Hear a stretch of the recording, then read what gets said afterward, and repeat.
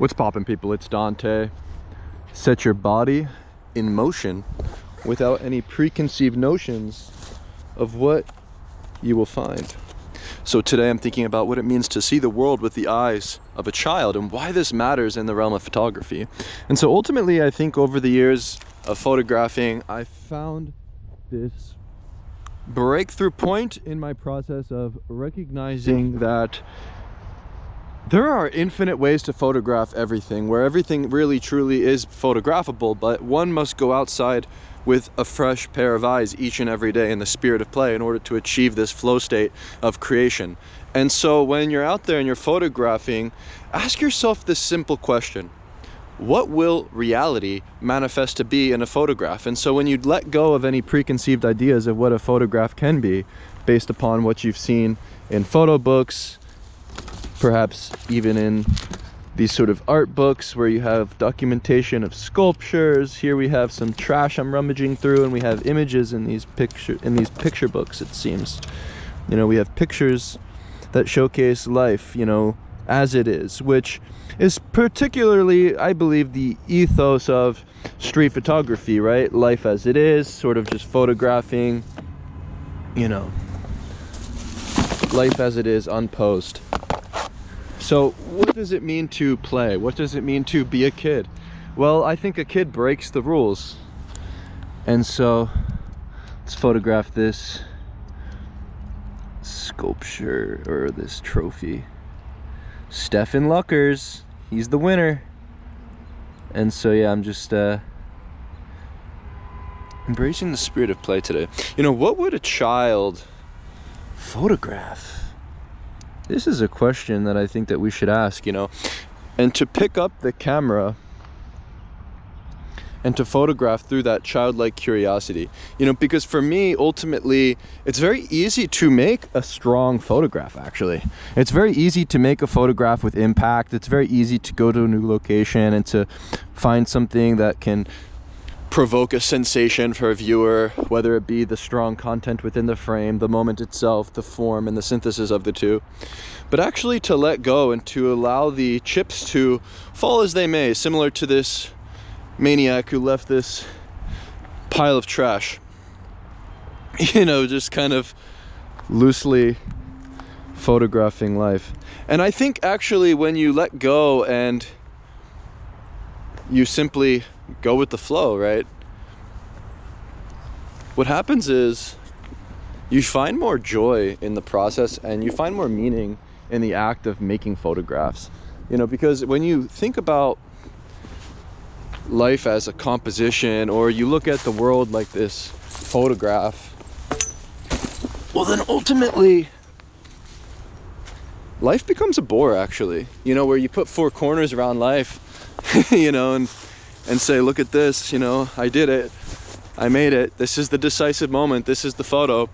But to actually recognize that life is outside of the four corners of the frame. You know, the photographs that we make are merely a reflection of our lives, of the life that we live, and our lust for life. And ultimately, in order to become a better and more curious photographer, I believe one must be more joyful, right?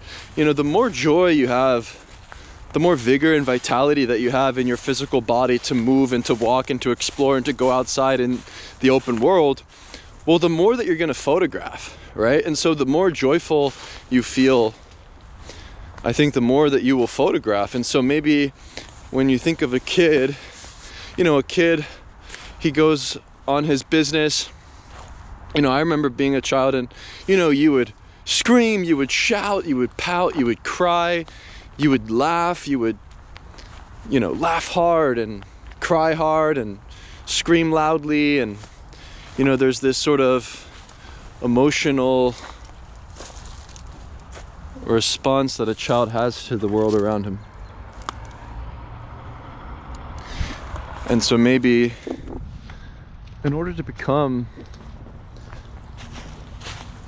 a better photographer, yeah, one must be like that kid and sort of follow his whims and enter a chaotic frenzy.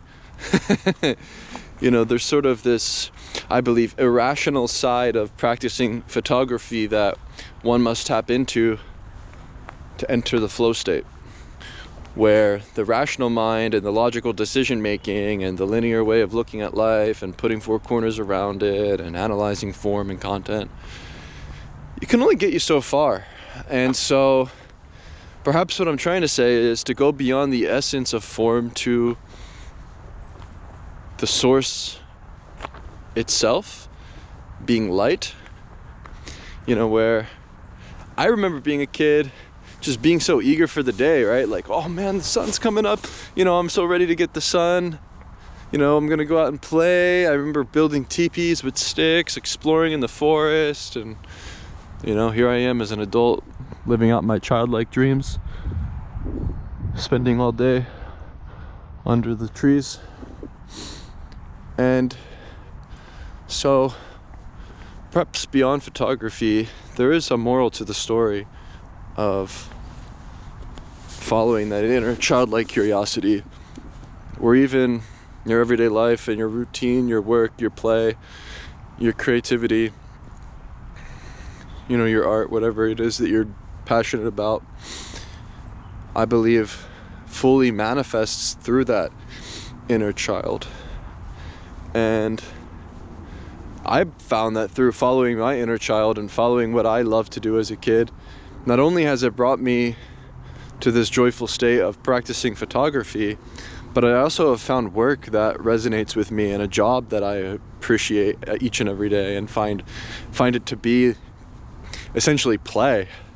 You know, whereas you get older, you know, it's like, it's time to grow up. It's, you know, you gotta grow up, you know, you can't, you know, go work. It's like, no, I'm going to play.